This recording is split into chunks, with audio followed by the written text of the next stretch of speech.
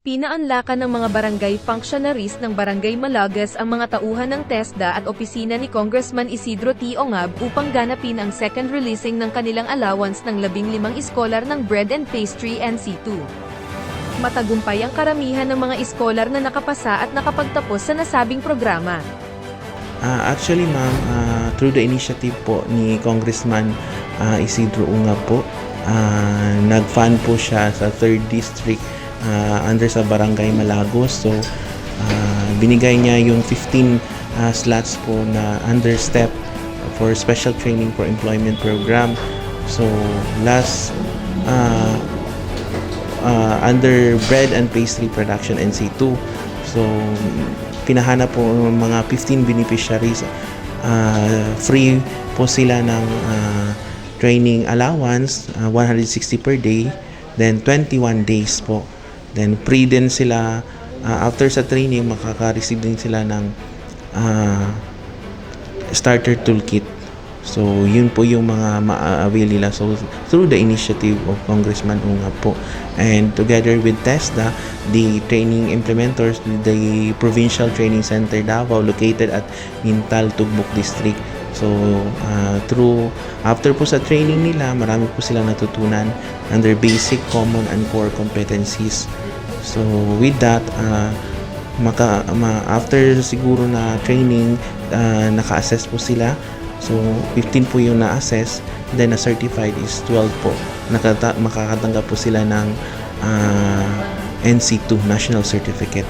So congratulations to them because magagamit din nila yun sa paghahanap ng trabaho. So sir, can I ask if this special program was a success? Yes, successful ito kasi marami pong pumasa. Out of 15 po na beneficiaries, 12 po yung na pumasa.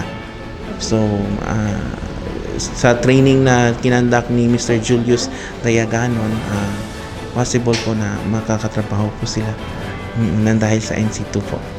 Laking pasalamat naman ng isa sa mga benepisyaryo ng Bread and Pastry sa programa na ito upang maipagpatuloy ang kanyang nasimulang negosyo. Kasi po, starting after po kami nag baking lessons, nag-start lang din ako ng mag-sell ng cupcakes and brownies, and dahil po sa program, mas naka-learn ako, naka-enhance ako, na-enhance yung skills ko sa baking na nag-help sa akin mag-start ng aking small business. Okay, lastly ma'am, kinsa may gusto mo pasalamat? First of all, thank you sa kay Sir Ongab kasi siya po ang nag-head spear nitong program, and of course kay Sir sa aming mentor, and kay Sir from TESDA, thank you so much, and of course sa aking batchmates ng aking baking, thank you for helping me, and yun lang po, thank you.